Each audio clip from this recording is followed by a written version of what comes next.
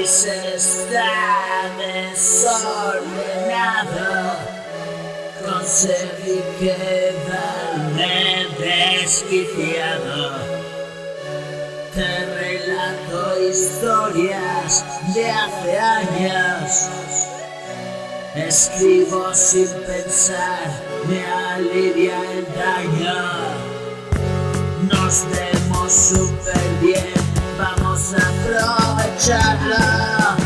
Es un momento mágico estar a tu lado, sin mayor intención que pasar el rato y hacer lo bueno que sí, para eso estamos.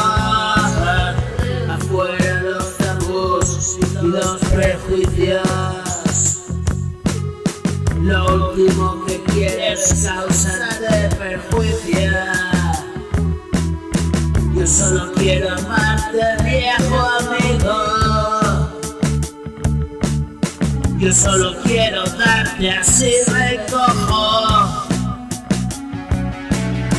He de ser egoísta para contigo. Tú sabes que he salido del abismo. Tú sabes lo que fui porque lo has visto. Hoy solo componer en base al resto. Lo que queda de él en mi recuerdo.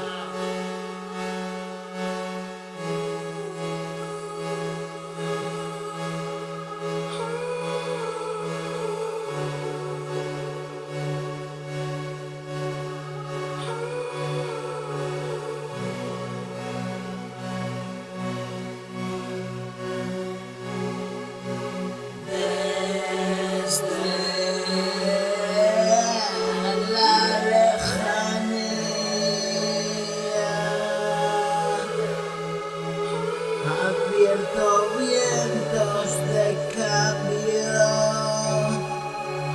y no hay agravio.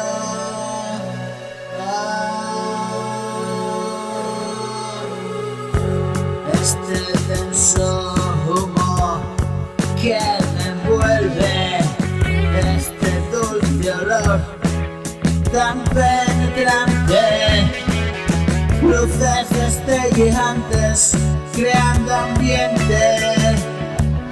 No quiero despertar de este sueño salvaje, no.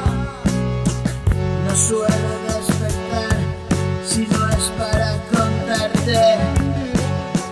No suelo despertar si no es para hablarte. Decirte que va bien, vamos de viaje.